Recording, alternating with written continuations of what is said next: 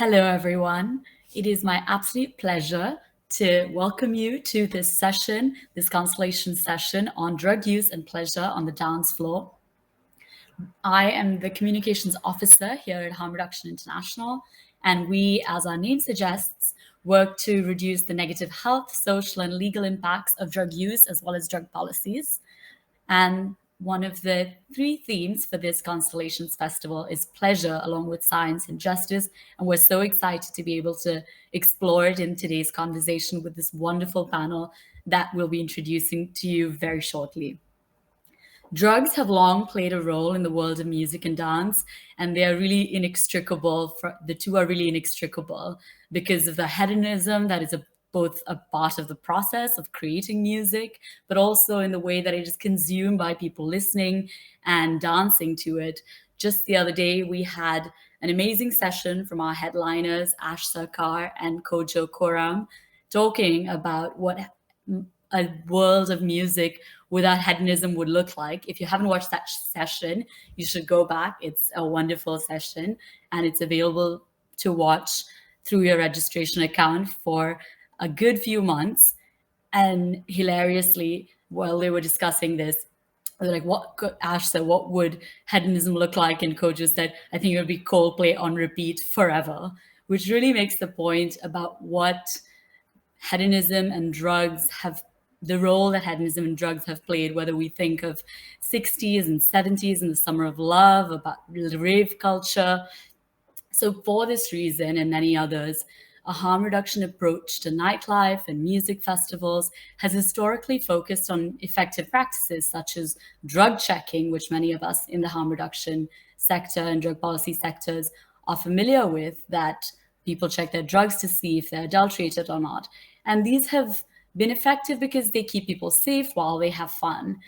There are, of course, a number of reasons that people take drugs. Some people take drugs for pain, for example, cannabis or marijuana for plethora of pain management reasons, or multiple sclerosis, psilocybin for cluster headaches, alcohol to reduce anxiety, social anxiety, the list goes on. And there is, of course, also a portion of people who have a problematic relationship with drugs. But research has shown that this is actually a minority of drugs. Studies have shown that the large majority of people who use drugs do not have any substance use disorder. And this actually constitutes 80 to 90% of all drugs, all drugs. So the research, while the research shows this, an overwhelming amount of the research and definitely the discourse, whether it's the public discourse as well as the discourse in the harm reduction and drug policy sectors, has talked about the harms and the risks. But what this outsized focus on risks and harm ignores is the reason that a lot of people take drugs, which in general, but also specifically at music festivals and on dance floors, which is to have fun, to let loose, to enjoy themselves, and to enhance the experience of pleasure on the dance floor. So that's how we came to this topic about how can we have a meaningful discussion on incorporating the enhancing of pleasure, of the pleasure of taking drugs on the dance floor into our understanding of harm reduction without ignoring the risks associated with taking drugs in this setting. So first, we have on this panel, Dr. Giulia Zampini, who will come on in just a second. Dr. Giulia Zampini is a senior lecturer in criminology at the University of Greenwich here in the UK. She's currently leading a project titled People and Dance Floors, Narratives of Drug Taking, which takes a participatory action research approach through the use of film and other media to create space for diversity of voices in the drug policy debate, including people who use drugs. So we're first going to flick you to the trailer of this amazing project, and then Julia's going to come on to tell us more about it. Could we have...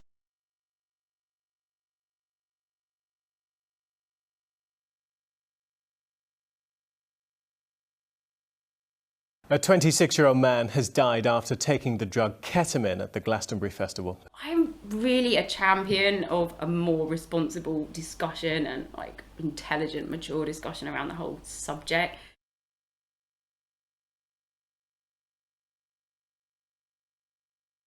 "16 people have been arrested by police in Lincolnshire after an illegal rave near Bourne 12 officers and a police dog were injured. I've never ever seen anyone on MDMA start a fight.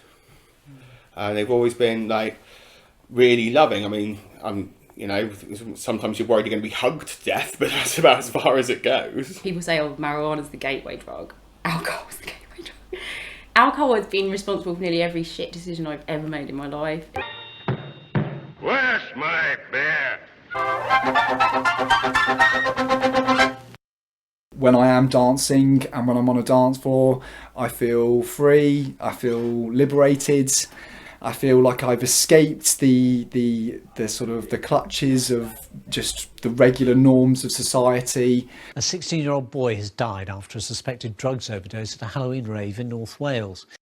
You just have experiences which you would never have, you know, at work or something like that. No one, you know, it's very much, you'll make friends with strangers. I mean, it's so rare that, you know, even if in a city with people all around us, we ever talk to strangers, but you will literally have a conversation with strangers the whole night and sometimes take them back to your house, and it's like nothing you've experienced before. If someone is using drugs, it's very hard for them to speak out because of the wider taboo around it. If you stop taking drugs, then you can start talking about it and no one has any problem at all. I wish in a professional capacity I could talk more about drugs without fear that it would cut my work potential and chances, that I would be seen differently.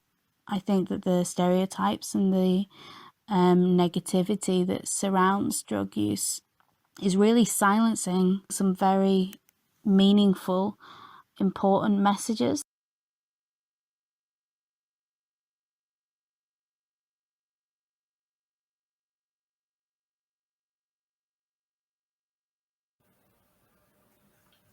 Hello. Hi, Julia. Thank you so much for joining us. So lovely seeing your project, and we're waiting to hear more about it. So could you maybe just tell us a bit about the research, about your experience, and just maybe whatever you want to tell us about your context and your community and what the nightlife is like, as well as how pleasure shows up or doesn't show up in these contexts?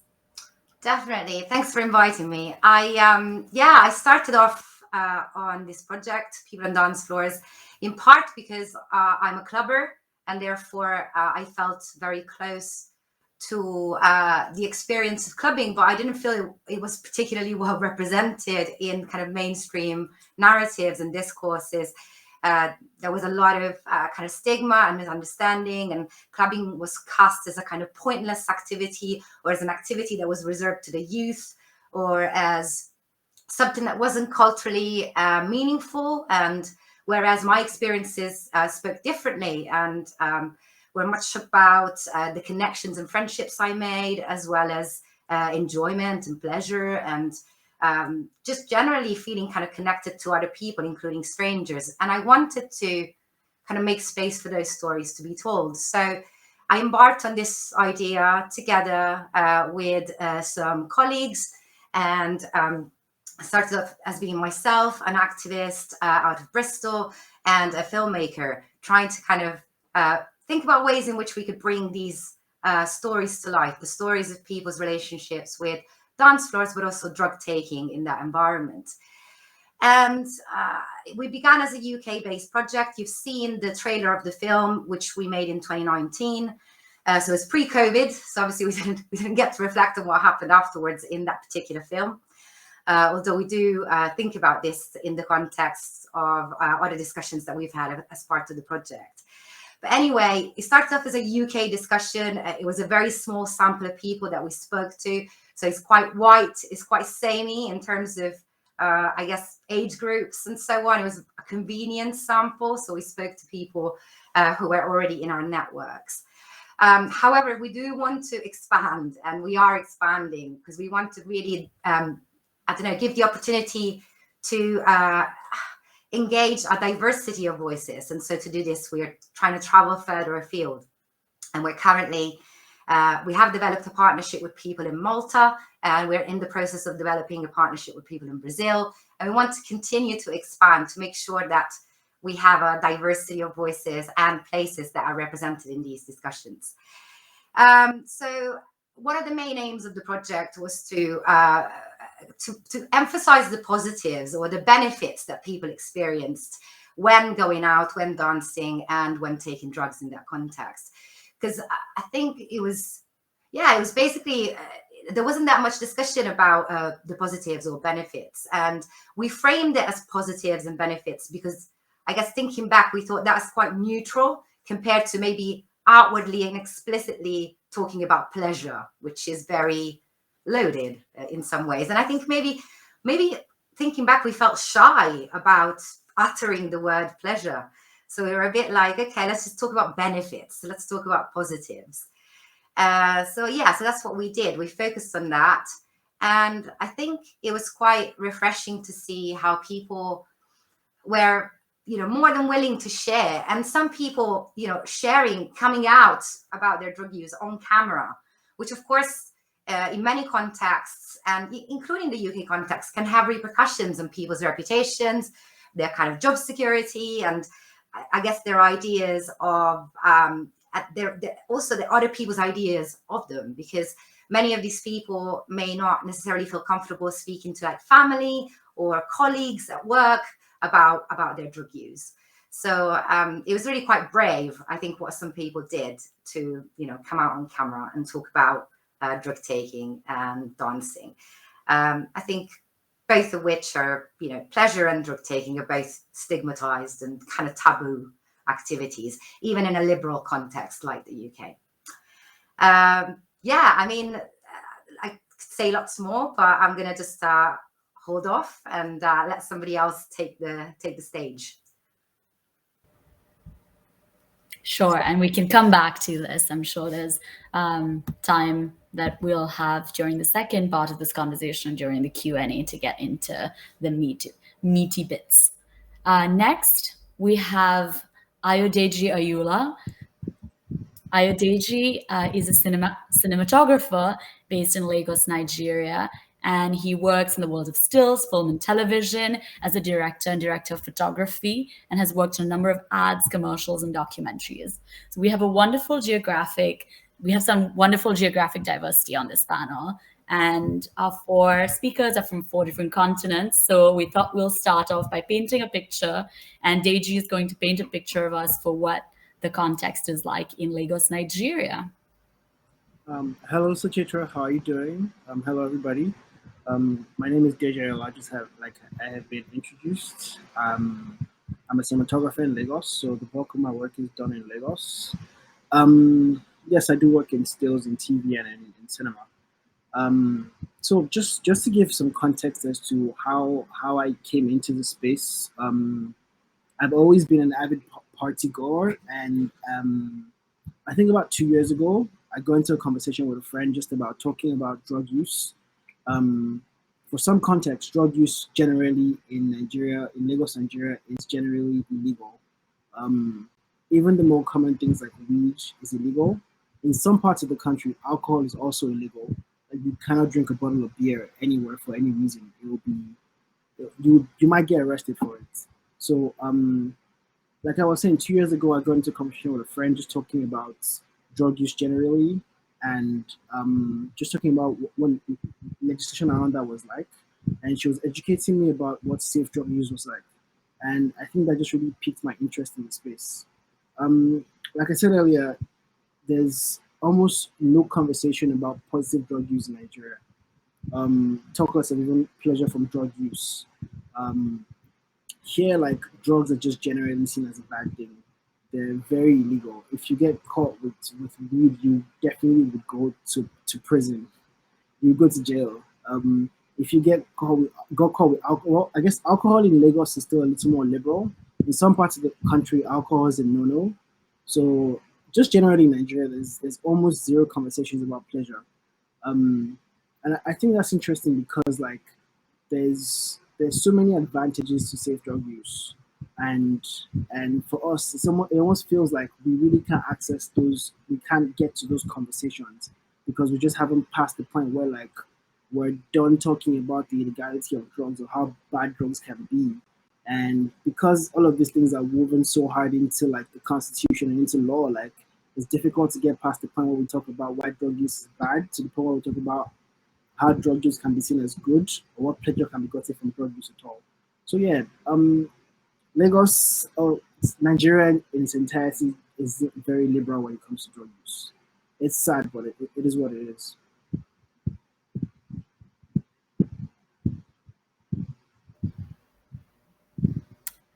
Thanks. And maybe in the second part, we can get into some of the the coverage that you've been doing of people who use drugs in these contexts and what might change that. Thanks, Stacey. Next, we're going to go to Alejandra. Hi, Alejandra. Alejandra Hi. Medina works in programs and research that focus on harm reduction in legal and illegal drugs as part of the, and you'll have to excuse my Spanish, Eche la cabeza cuando se de en la cabeza project in the NGO Cooperación Acción Técnica Social, or ATS for short, where she has provided information services and analysis of psychoactive substances in nightlife and festival contexts. I've seen some of their materials and I'm always amazed by them. And she's going to tell us a little bit about harm reduction in Latin America. Thank you. I want to start my intervention by saying that I share with many drug users, and in my case, with many women, the crushing sense of guilty that haunts me in a lot of everyday situations that I just simply enjoy. As Maria del Ramon, a Colombian author, says, I don't know how to live without guilt. I don't know how to eat without guilt or how to have sex without guilt. To which I will add that until very recently, I didn't know how to get drunk, high, and drunk without guilt. For drug users and for us, women, the road to pleasure is full of violence. So I believe that our way to living in the world must be changed in a very radical way. I am convinced that the personal is political and pleasure is an instrument to raise our voice again, a Simpson that use our fear and our unhappiness sometimes, that and the fear that we have to have pleasure as a way to control us. So I will speak from activists and how from our work in Échale Cabeza, we approached to drug consumption at Paris from harm reduction approach, but that we are already starting to talk with users, with party organizers, with party leaders, with public institutions, and even with media about the pleasure enhancement and activists so that substance users can enjoy themselves without guilt and without risk from prohibition and the war on drugs. In a society with double standards, conservative, and heavily hit by violence. I'm Alejandra Medina. I am part of Échale Cabeza project, in which I go to raves, bars, and festivals to give information about harm reduction and drug checking services. I also do research on drugs and dedicate a large part of my work of advocacy in public policy and building alliance with other stakeholders. To answer the question about context in Colombia and in Latin America, of course, pleasure is part of the daily life and the reality of people and activists in drugs, sex, culture, and art. This was even during the pandemic. In the case of Colombia, we had a very long, strict quarantine. It was almost 10 months at the least sectors to reopen were the bars and the nightclubs. However, from the first month, we reported a huge amount of clandestine parties. And for the post-pandemic, we returned to the 90s with the vast majority of clandestine parties, secret location, and in an underground style, although there is a little bit of everything. I think my fellow panelists already mentioned it, but pairing it's raving and having is fun, and fun it's stigmatized and seen as illegal or immoral even in the 21st century. It was even more stigmatized with the pandemic and was the opportunity for the more conservative to control pleasure in a long period of fear. However, despite the fact that pleasure and enjoyment is part of people's daily life, it is not at all part of the discussion either in Colombia or in Latin America. that we are going to talk about this in the second part of the panel. But yeah, in my country, we have some victories from the harm reduction approach. It's part of the public policy. And despite the trajectory for harm reduction, evidence and pragmatism in a context of prohibitions of most of the drugs, it still tell us that we are promoters of drug use.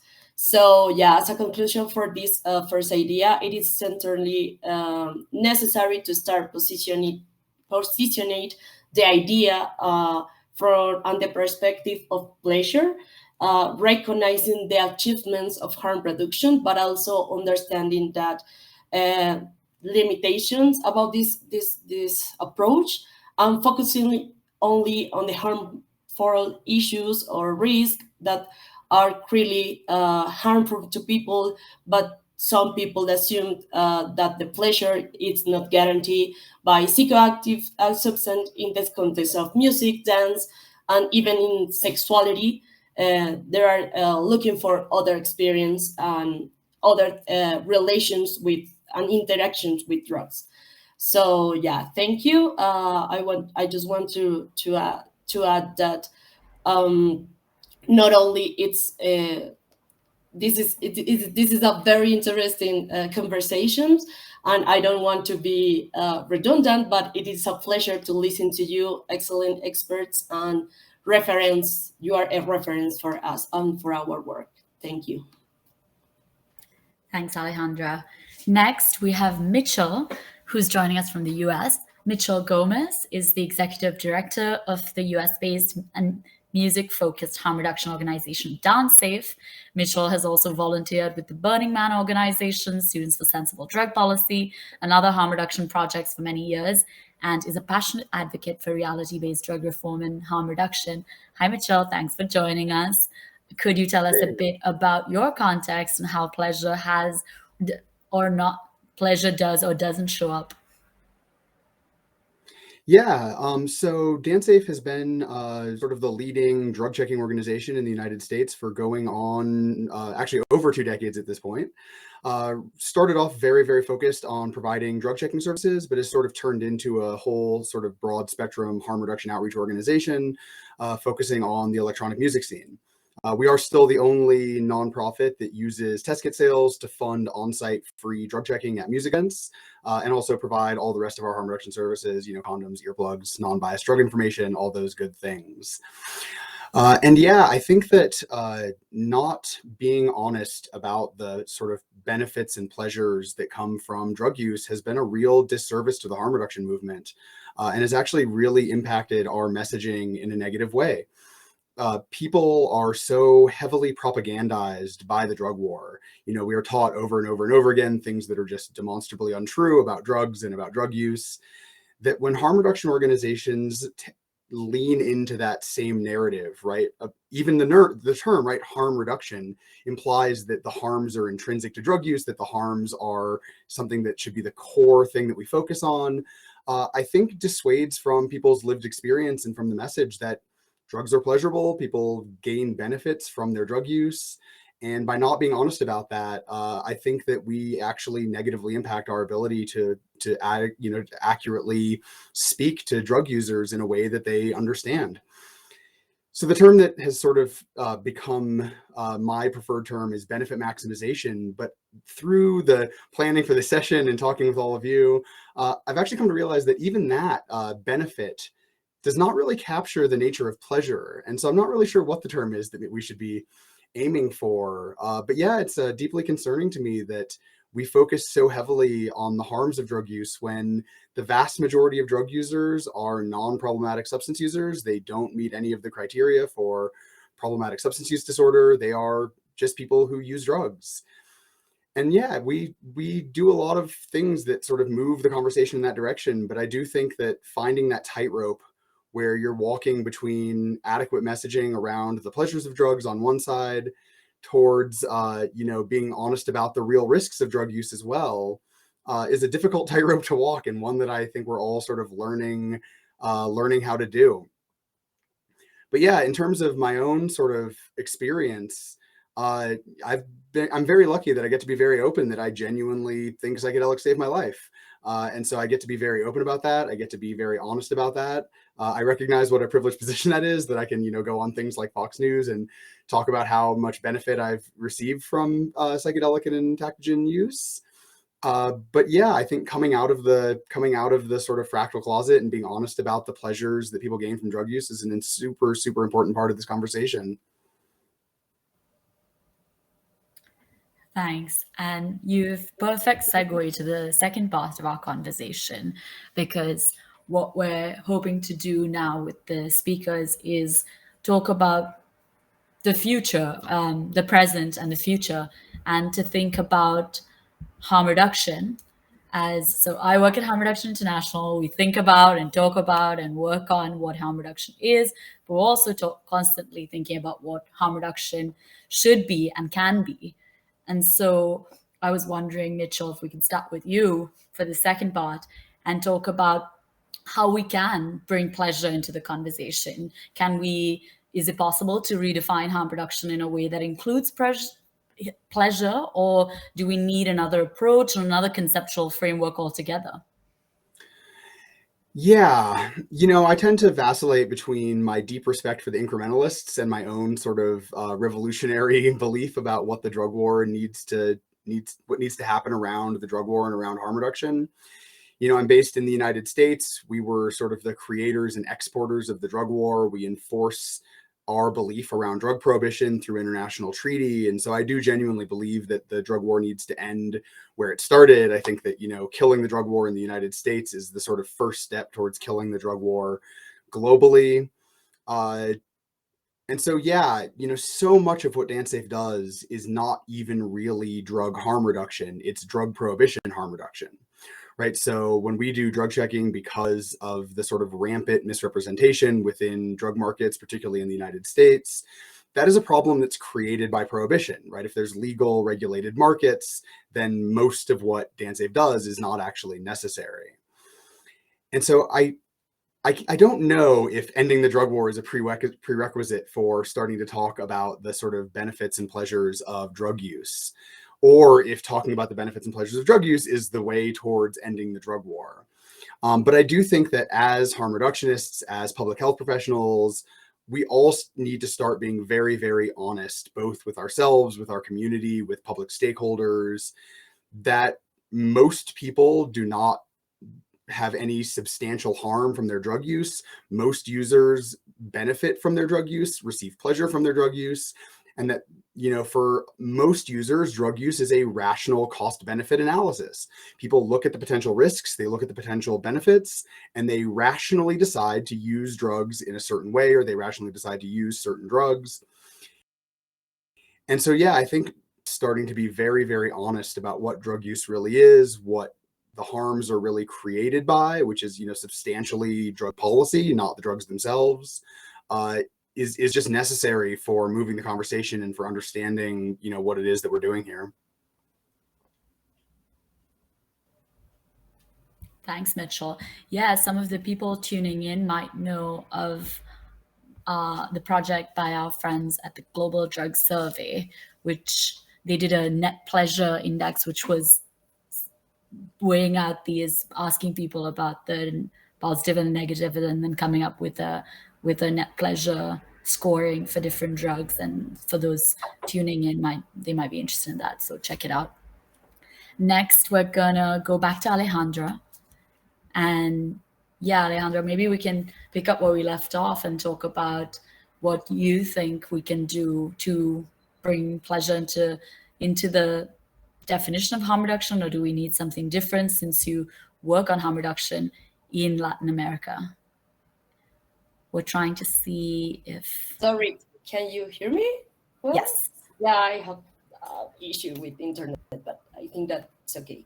So, yeah, we need to make a revolutionary change in argumentation, research, advocacy, and community-based work that will allow us to position pleasure and thus strengthening the discussion not only of self-care, but also self-determination and quality of life. So to achieve this, I propose the following 4 strategies, which I will outline and then elaborate on a bit.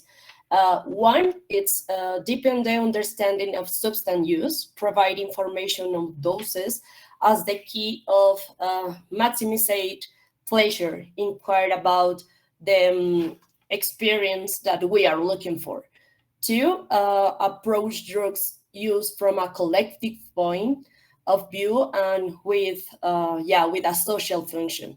3, decision making and enjoyment of drug users requires material, social, and cultural conditions that define different lifestyles and must be guaranteed.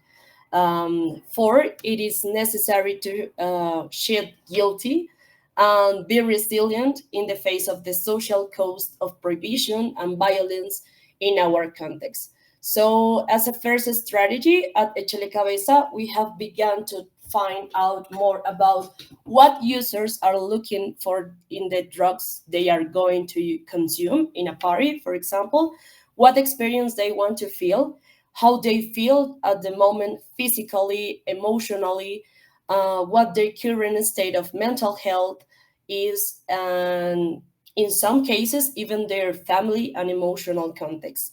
All of this for what? To maximize the pleasure of the experience. As Julian Quintero says of Echele Cabeza, you are your own shaman.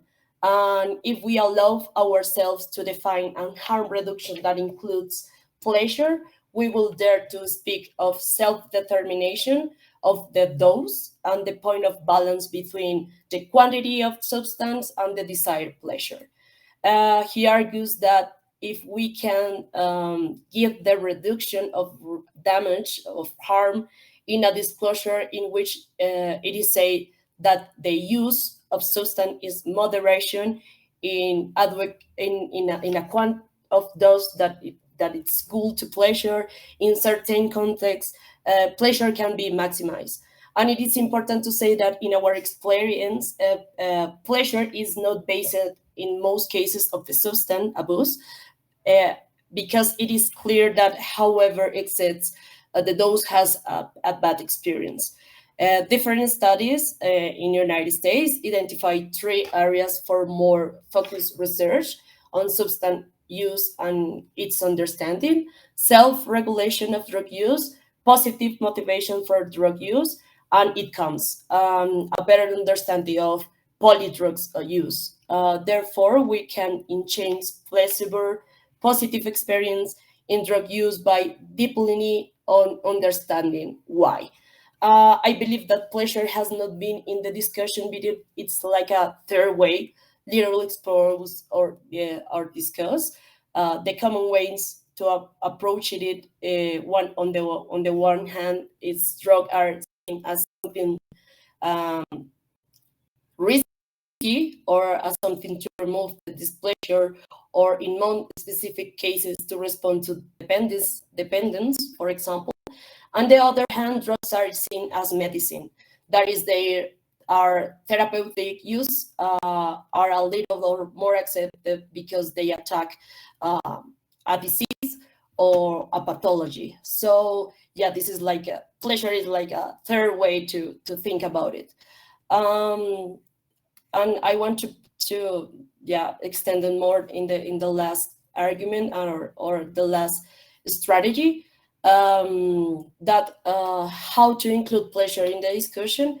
We users of psychoactive drugs need to shed the guilty and responsibility for the social cost and violence caused by war on drugs and prohibition. One of our initiatives is the manifesto to come out to the psychoactive closet. Why come out to the psychoactive closets?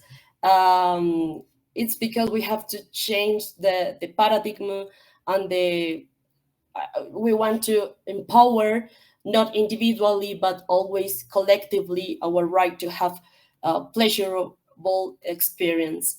And in order to fully enjoy experience and our positive relations with drugs, we need to be able to shake off the disclosure that point us to a guilty rather than victims of the lack of market regulations and the lack of political will to accept that a drug-free world is not possible. There are the proposals we make based on our work in Colombia and our experience to go to the pleasure and recognize the I think that the good things for harm reduction too. Thanks. Next, we're going to go to Deji. Deji, what do you think? How do you think we could bring pleasure into the conversation? I know you said we're so far away from that in Lagos. So how do you think we can move towards it? And any thoughts you have on that? So just first, I'm going to just quickly try to just establish a proper background because I don't feel like I did. I want to go introduced. So I'm going to talk about two quick experiences. First off, my experience. So this wasn't a personal experience. This happened sometime earlier this year. There was a lot of news that was rife on Twitter. It was about the Hisbah. Hisbah is a religious police that exists in northern Nigeria.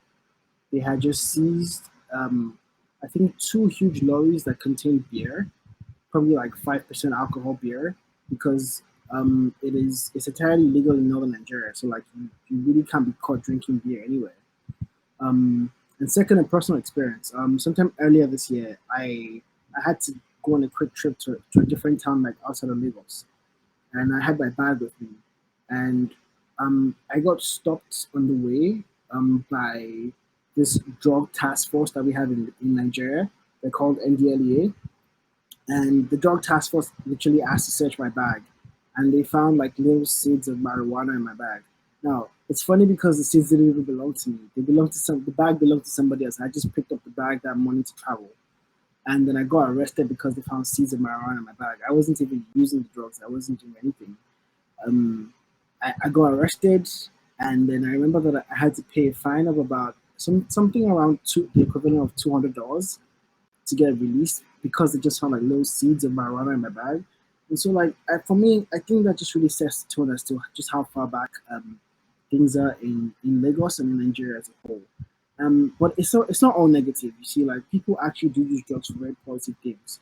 The only issue now is that like a lot of it is on the ground. So first off, like because I'm entirely in that film and TV space, I see people taking weed a lot to just de-stress, and because like just trying to keep up with those TV schedules can be very, very stressful.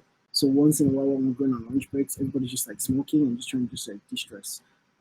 Also in the party space, like we're always, I mean, there's no time I've been to the club or to any party where like everybody isn't like entirely relaxed and just taking whatever it is they're comfortable with. And it really does just give people these transformational experiences in parties. Like it allows them entirely loosen up. It's almost like they're having this great out of body experience that like just wouldn't be the same if those drugs didn't exist. So yes, they definitely are positive to drugs that we know about in Nigeria. The issue we have, I think, or the way to change that conversation is for us to really just to engage government.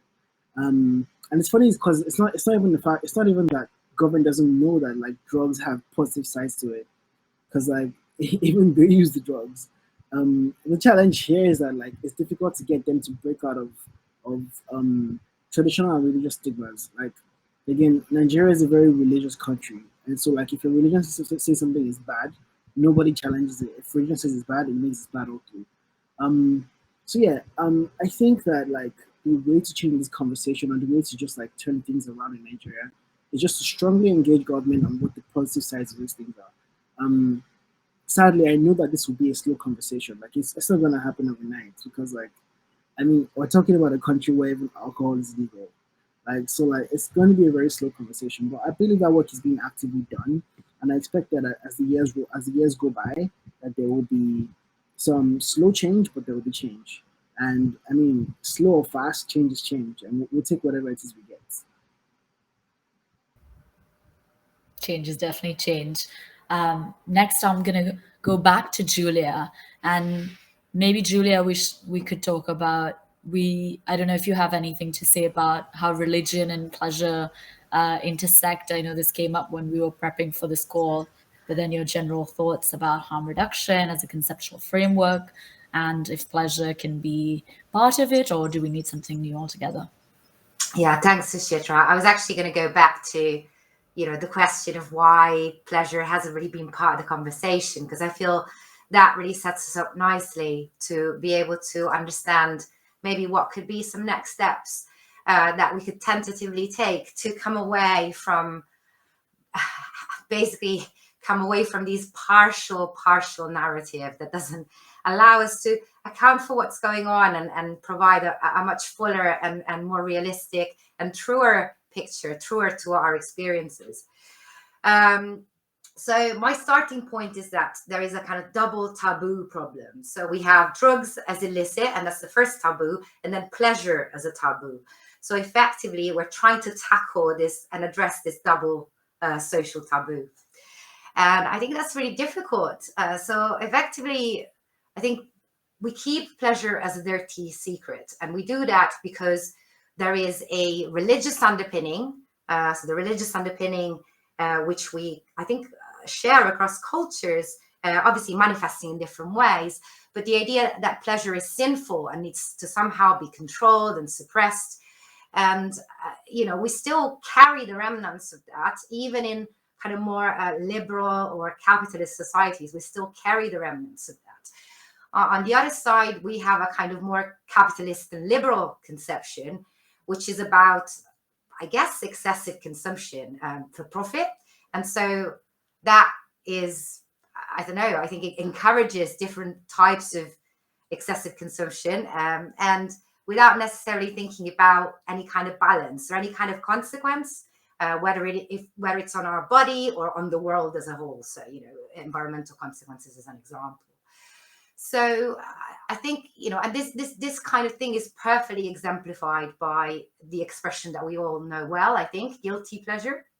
And so this is where we're still at with pleasure. We're still, I think, our mainstream conception of pleasure and our mainstream relationship with pleasure is still one of guilt, as I think Alejandra discussed quite well in her intervention about how she cannot help feeling guilty as a drug user and as a woman drug user in particular.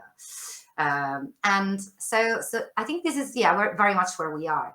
And then my other reflection was about kind of the context of pleasure as a private affair. So I think that's something that in traditional kind of liberal moral ideas about pleasure, particularly related with sex, but also other activities, it was okay for you to kind of pursue pleasure and seek pleasure in the kind of privacy of your own home or your own bed, but it wasn't okay to kind of manifest that in public or talk about it in public and flaunt it in public. And I guess this is also related to your status or level of privilege. So to my mind, the higher the status, the more one is probably enabled to pursue pleasure without necessarily incurring as much stigma, at least if they're not acknowledging it publicly, right? So maybe a middle-class cocaine user who is using in the comfort of their own home without anybody else knowing, doesn't necessarily face as many consequences and challenges as, say, somebody who is street homeless and is using drugs on the street. And they're both pursuing pleasure in different ways. It's just one of them is doing it in a way that's visible and therefore attracts judgment, attracts stigma, attracts kind of like moralized attacks. So I think it's important to, recognize, that there is a level of privilege in relation to pleasure that allows some people to be able to seek and pursue pleasure, at least in the private realm. But I guess, I don't know, the dance floor kind of throws that completely out of because I guess dance floors are a little bit private in some ways. They're private and they're not. So there is a sense that the dance floor is like a kind of in-group, and then when you go in, you're part of a community and you're all kind of feeling together and experiencing together. And obviously you're not necessarily all experiencing the same things, but you are sharing something. And I think that, in that particular environment, pleasure seeking is accepted or to some extent encouraged. So more, more extreme pleasure seeking behavior, not just drug taking, but maybe even sensuous or sensual behaviors might be, allowed on the dance floor compared to, on the street, for example. So it's a place where pleasure seeking and expressions of pleasures are maybe more allowed compared to other places. The problem is, of course, that I think pleasure is, I don't know, feared. I think, to kind of put it simply, pleasure is feared, I think, by authorities in particular. I think that there have been, various attempts by political authorities, religious authorities, over time and in different contexts to kind of restrict our access to pleasure and control it in some way. And there's lots of discussions about why that is. I think one really interesting and accessible one that I really enjoyed recently was the book by Barbara Ehrenreich called Dancing in the Streets, A History of Collective Joy. I really recommend that for a discussion. So I don't know, pleasure is like a driving force. It's a real, I don't know, it's a real driving force that, and a driver of human action. We're all driven by pleasure. We're all pleasure-seeking beings. So obviously that needs to be a starting point. And I think, I don't know, for the future and in relation to harm. Okay, let's start with pleasure being related with risk, right? So obviously our conception and our understanding of drugs comes from drug prohibition. So of course, the primary concern has been harm and risk, and that's kind of framed our narratives as well as our kind of our work around drugs. And I think that it's fair to say that a lot of pleasurable activities are risky or carry some risk. We've got examples of that, not just, in relation to sex and drugs, which are, I guess, the more morally sinful activities, but also in relation to kind of sports and other kind of leisure activities. They can be risky, they can carry some risks, although they can also stimulate joy and pleasure and fun in us experiencing them. So we maybe with harm reduction, we are maybe at the point of acknowledging risky pleasures. Risk is something that is part of a pleasurable pursuit. But yeah, how can we move away from guilty pleasures and risky pleasures? One idea that I had, I'm still sort of working through it, so it's a bit rough. But one idea that I had is about trying to harness this kind of shift towards mental health and the centrality of mental health in our discussions, not just in drug policy, but I think more broadly. I don't know whether this has been the case in lots of different cultural contexts and society, but certainly in the UK, there's been a real shift toward focusing on mental health on a par with physical health, which I think is something quite unprecedented. I call it the mental health turn. I see this a lot in universities. I mean, a lot of it's posturing. It's not necessarily followed up by proper investment of resources to improve people's mental health. But people are talking about mental health more, and people are more passionate about, mental health, and they're kind of treating it as just as important, as something that's just as important as physical health. So I was thinking about how mental health advocacy also gives people, empowers individuals to be able to advocate for their own health. So something in the past, somebody would have been told, using drugs or smoking or something is bad for your health. And people would have meant, or doctors would have meant, physical health primarily.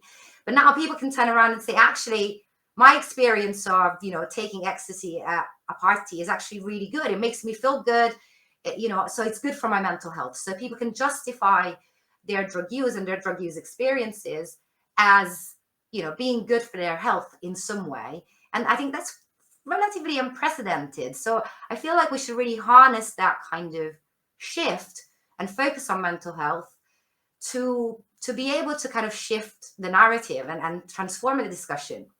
So imagine if, in the future, we can start talking about healthy pleasures or transformative pleasures in the context of drug taking, in the context of maybe consumption of certain drugs.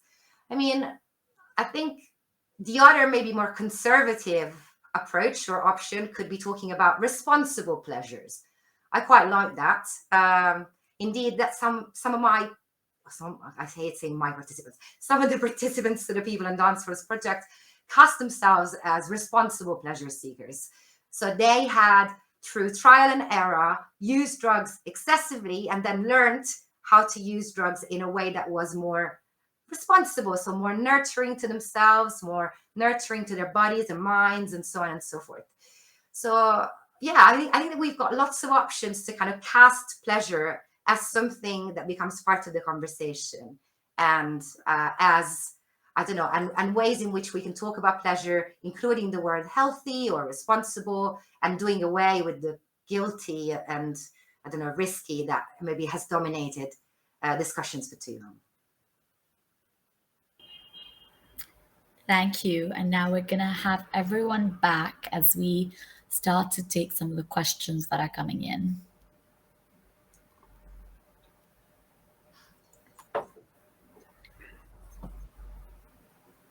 Is everyone back? Yes. So maybe I'm just going to start reading out some of the questions and then we can jump to folks. There's Baby Tim in the chat who has said, "This fest has convinced me that I want to come out of the psychoactive closet. Would love to hear if anyone has resources or advice to support that process." Maybe we can start with you, Alejandra, since you talked about your campaign, and then whoever wants to jump in can let us know. Yeah, I don't know if it's possible to put in the chat the link about the manifiesto. It is in Spanish, but yeah, we can invite everyone to go out to the closet. So yeah, this initiative, it's, I know it's the main idea. It's try to find that everyone's admit they consume and they don't feel like I don't know, hide about that in the social context, even in the family context. So we give information, we give some advices how to deal this discussion in very different I don't know, context, with your family, with your, I know, in your work too, and talk about good relations with your as you are drug user, but at the same time with others. And it is the very political manifesto, because you are fighting with this stigmatization and this kind of I don't know, that think about we are bad of this society because we use drugs. So yeah, this is the idea of this initiative. Some of famous people in Colombia even have used this in media. So yeah, it's very interesting, and for sure we can share with you and others organization this manifesto. Thanks, Alejandra. Mitchell, do you have Yeah, I mean, obviously not sure where Baby Tim is from. It's a big conference with people from all over the world. But I would recommend looking either for local drug user unions, which often are sort of more focused on opioid users, but not exclusively, certainly.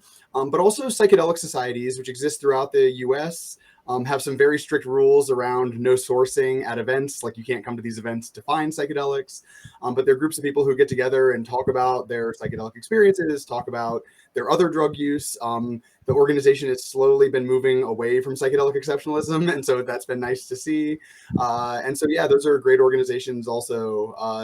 But yeah, I mean, I think the sort of important thing is to realize that, at least in the US context, and I think this is true broadly globally, it's not illegal to be a drug user. It's illegal to get caught with drugs, right? So it's okay to talk about your drug use. It's okay to be honest about your drug use.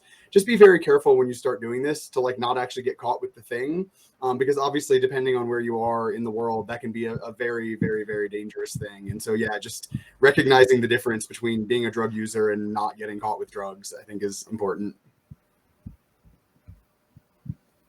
Yeah, Deji or Julia, do you either of you want to jump in?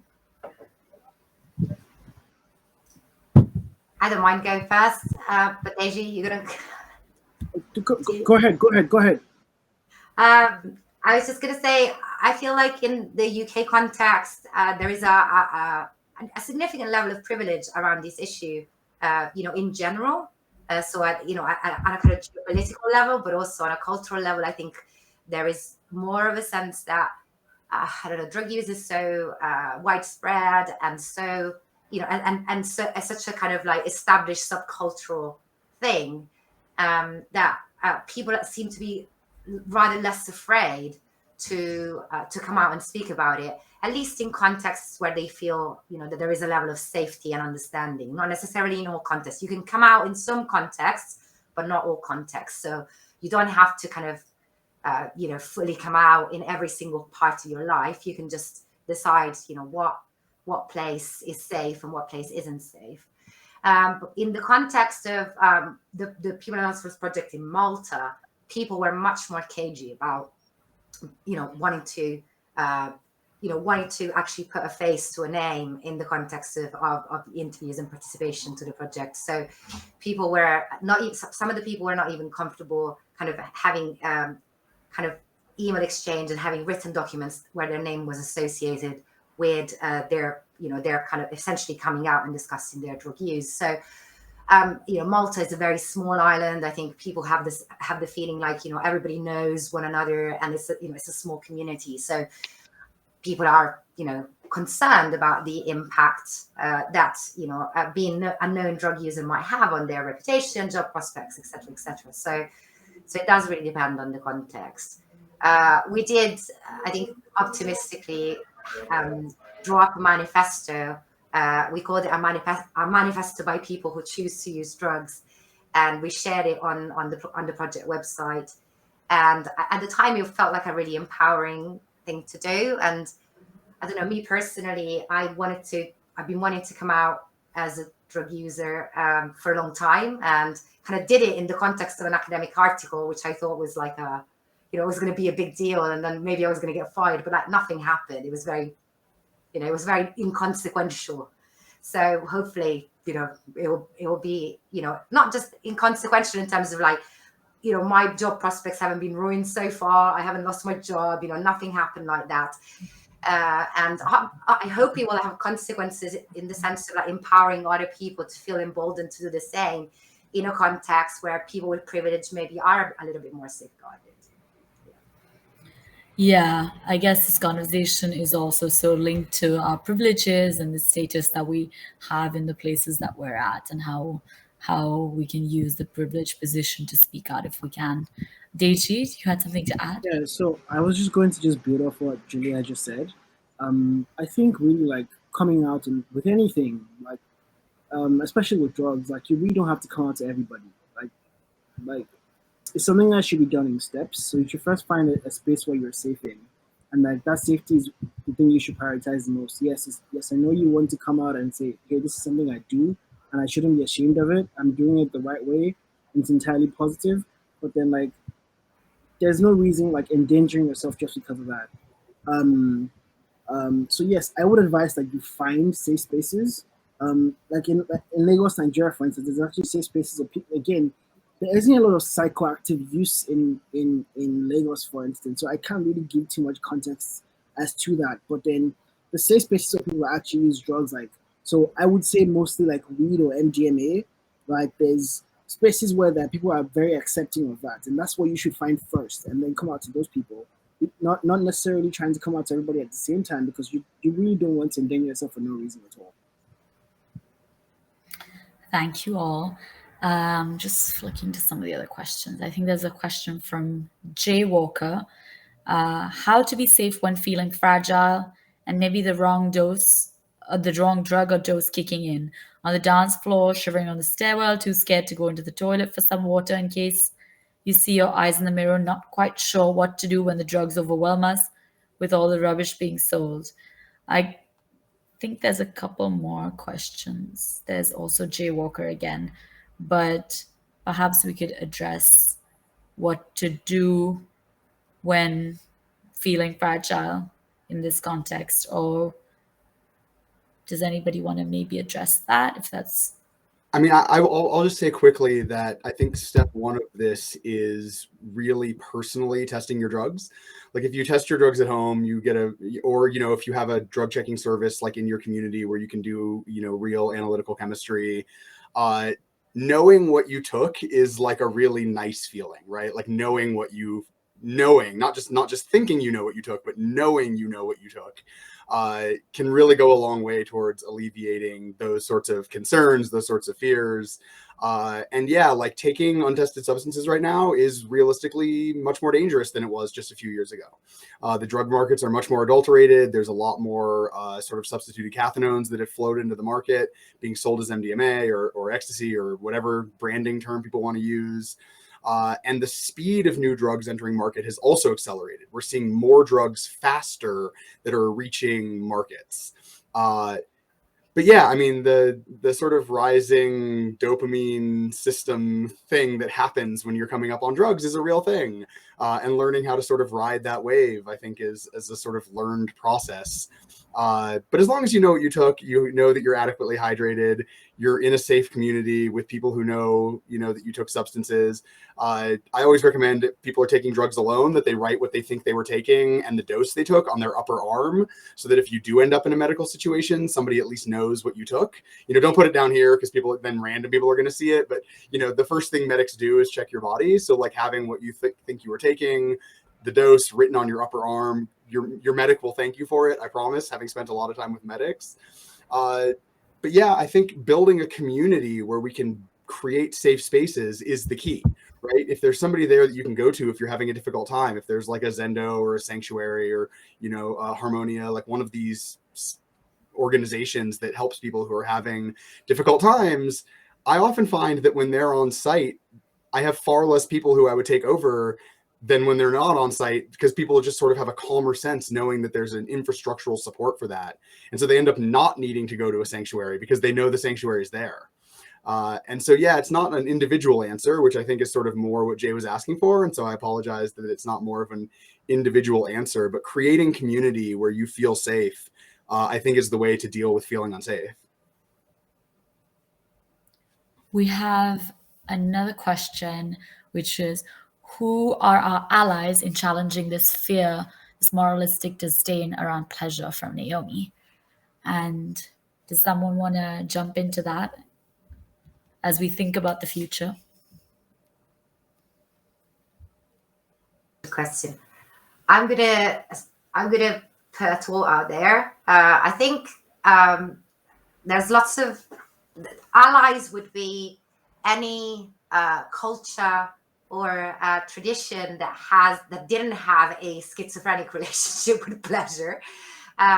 Obviously, in a Western context, for example, the BDSM community are our allies, and we can learn a lot, I think, from them to try to challenge this kind of shameful, guilt-ridden feeling of kind of like pleasure of pleasure seeking at the same time as kind of shaming oneself and like putting oneself into a corner and just feeling bad for days or weeks or months. So I think the BDSM community are allies, or could be allies, and we should develop discussions, connections with them. And I also think that any culture that isn't obsessed with dualism is our ally.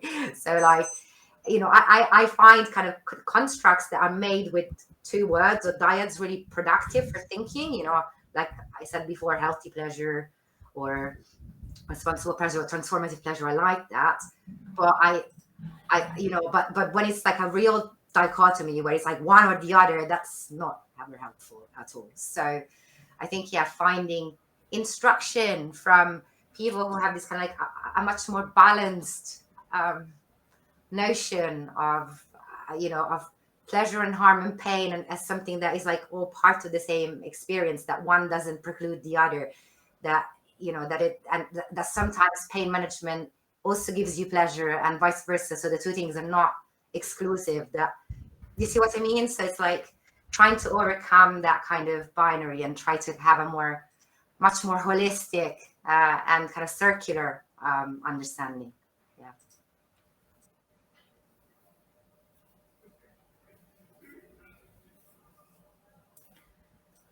I think that covers the questions that are coming in. Sorry, now it's blabbering. No, I think it's super insightful. Those are, when we think about who are our friends and allies, I think we have to think about who we these arguments resonate with and who we can learn from. And that's how change happens. So I want to, sorry, Deji, please. I was going to say, Julia, I've never actually thought about that BDSM conversation. Like, now that you say it out loud, it actually does make sense, because like it's a similar challenge if you think about it. And then that BDSM community has literally maneuvered around that challenge. They found safe words, they found how to practice their things safely. And so like it does make sense that they would be allies in this situation. I've never thought about that. That's actually a really amazing insight. Thank you. And I think in terms of the broader conversation around allies for ending the harms of drugs and the harms of the drug war, I've argued for a long time that like the existing UN Declaration on Human Rights is entirely incompatible with the idea of governments telling you what substances you can or can't use, right? It's in violation of religious liberty, personal freedom, personal privacy, all of these rights that, as the global community has decided, all human beings should have these rights. And yet that same global community, you know, we have the UN Office of Drug Control that is out there pushing these policies that are diametrically opposed to the idea that as individuals, we should control our minds and bodies, right? That the government should not tell us what we do with our minds and bodies. And so I think really bringing that to the forefront, this incompatibility between human rights and the drug war. The drug war is fundamentally an anti-human rights policy. And so bringing that compatibility forward and making sure that people understand that until the drug war ends, ending the drug war is not enough to achieve the goals that we're aiming for, right? Like obviously that does not fix global homelessness, or it does not fix, you know, water development issues, but we're not going to be able to fix any of these big issues before ending the drug war. Both because of the amount of resources that are allocated to the drug war, right? Literally trillions of dollars go to locking people up for nonviolent drug offenses globally. But also because the drug war is used as a way of eroding other civil liberties. And so until we end the drug war, we're not going to be able to address these other civil liberties issues that are happening.